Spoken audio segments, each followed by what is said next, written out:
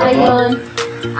Si Kuya ay ano mo Kuya? Content ko yung magkakabit ng internet.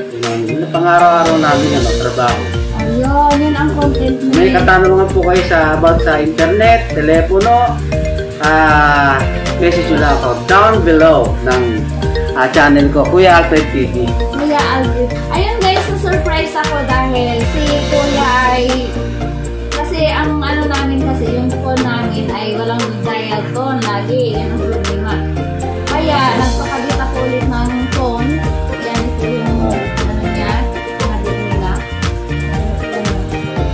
Ito po. Pinalitan po ni Sir yung namin. Pinalitan po ni Kuya Alfred yung telephone. Kaya na-surprise ako dahil guys, ito na. Nung papasok pa lang sila, sabi na tao po, ay nag-video si Kuya. Sabi ko, nag-video po kayo. Sabi niya, nagbablog kasi vlogger din pala siya. O diba, small world. Talagang nakakatuwa kasi. Ayun, andito si Kuya, vlogger din pala. Kaya guys, please support po kay Kuya Alfred sa lahat mga kaibigan ko dyan. Kung may mga katanungan kayo about sa internet PLDT, sa PLDT. Ayan, andito si Kuya Alfred. Kuya, may ilang years na po kayo dito sa trabaho sa PLDT? Dito sa bagong contractor namin, yung fiber home, halos mag-8 years na. Pero yung una kong contractor yung USEDC. Meron akong 4 years yata doon. Pero mabata pa ako, nasa telecom na ako kasi yung tatay ko, PLDT. Parang bata pa lang hinuhubog na ako sa Ay, ang galing. Ano pangalan mo, sir? Ma'am, Bernie Ramos po. Taga saan po kayo? Tansa po. Ay, malapit lang po pala tayo. Tansa.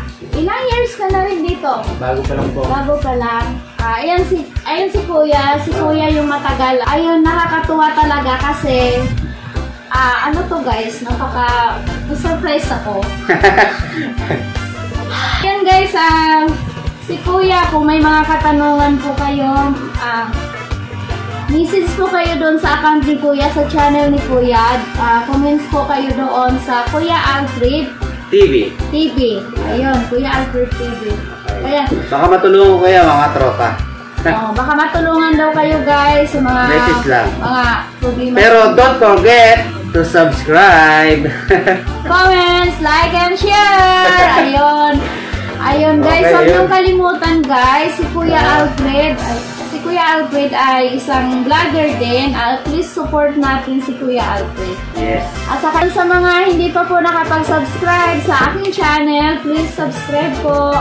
Huwag niyong kalimutan mag-comments at saka click the bell po sa notification para updated po kayo sa aking video. Ayun guys, halimbawa mga nagkaroon ng problema sa internet, yung mga depende sa mga reason. Halimbawa, nag-LOS, yun, madaling yan. Pero pagka-system na, kailangan may ticket number na yun. Kasi tinatawag yung sa PLDT. Pero pag LOS? Pag LOS, madaling yun. Madali. Yun yung red lines. Red line. Kagaya sa may modem kayo ng fiber. May umilaw red loss. May makikita mo naman yun, nagkukulay pula. Ibig sabihin ng loss ang either sa loob ng bahay palabas. Yun. Pero madali magawa yun. Pero pagka-system, halimbawa,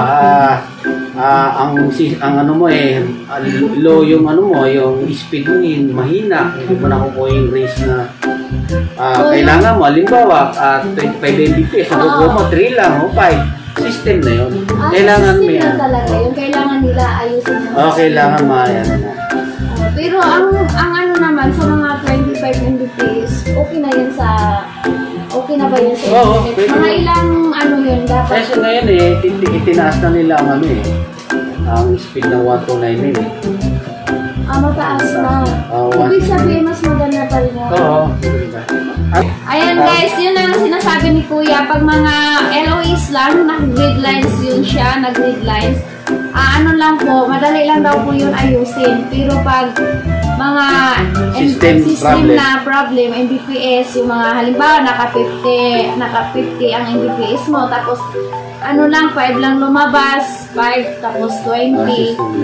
20 lang ang ano. Kailangan ma-reconfig yun sa loob ng Oo. system. Kailangan, Data. ang PhilDT talaga yung ano, Support nun ang aayos. Kaya, sa mga ano dyan, kailangan kayo tumawag agad sa PhilDT hotlines. 171. 171, ayun, ano na natin yung PhilDT.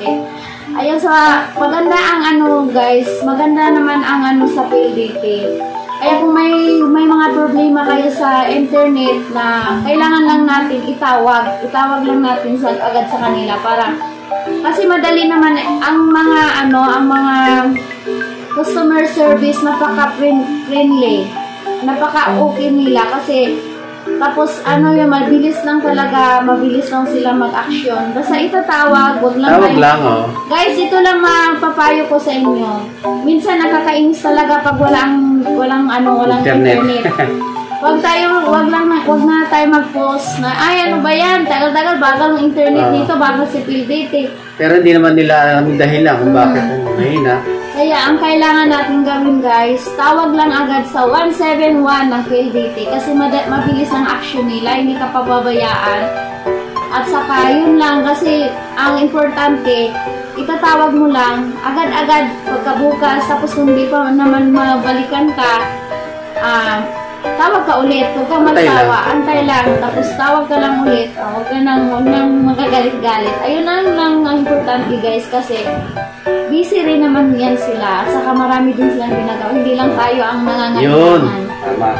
Kaya huwag tayong magpadala sa naramdaman natin na Kasi yung iba na misinterpret nila. nagagalit tayo. Nagagalit. Dapat kalma lang tayo. Marami kasi pinagmumula ng... marami din gano'n nagagalit. Bakit ang tagal nyo? Gano'n Oo, minsan ganun.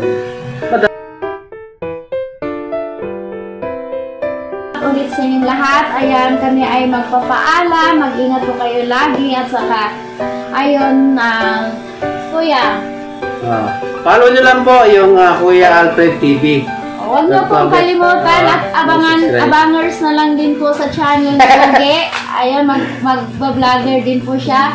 Habang bata, ito lang masasabi ko sa iyo, habang bata, igo mo yun kasi yung future mo napakaganda. Kami pa kaya na may edad na kami.